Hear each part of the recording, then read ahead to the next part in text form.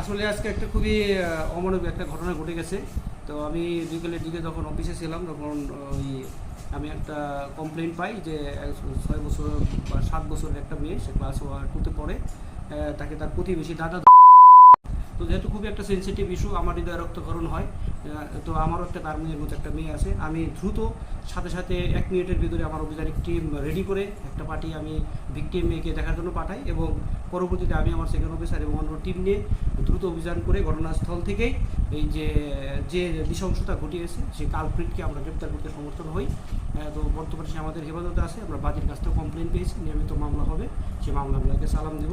আসলে দেখেন, আমাদের একটা সামাজিক একটা অবক্ষয় হয়েছে, নৈতিক অবক্ষয় হয়েছে। দেখেন, একটা 6 বছরের 7 বছরের একটা বাচ্চা, 60 বছরের একটা বৃদ্ধ তাকে ধর্ষণ করে এমনভাবে ধর্ষণ করেছে যেন মনে হয় হায়না, তাকে একটা হায়না যেমন তার একটা শিকার ধরে তাকে তার রক্তাক্ত করে, মেয়েটাকে সেরকম রক্তাক্ত করেছে।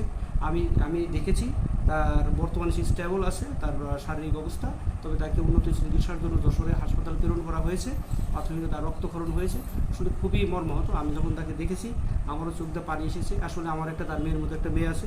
খুবই কষ্টজনক বিষয়। আমি আপনার মাধ্যমে বলতে চাই, যার বিশেষ করে ছোট বয়সের বাচ্চা আছে, মেয়েদেরকে অবশ্যই যেন মা বাবা সবসময় টেক কেয়ার করে রাখে। আর বিশেষ করে যারা বয়স্ক মানুষ, এরা দাদা বলে, নানা বলে, বাচ্চাদের চকলেট আইসক্রিমের কথা বলে নিয়ে যায়, তাদেরকে আদর করে। আসলে এইরকম তারা ব্যাড টাচ করে, তাদের ক্ষতি করে। আপনারা সবসময়ই আপনাদের ছোট বাচ্চাদেরকে, বিশেষ করে মেয়ে বাচ্চাদেরকে নজরে রাখবেন, সবসময় নিজের যত্নে রাখবেন। ধন্যবাদ ভাই।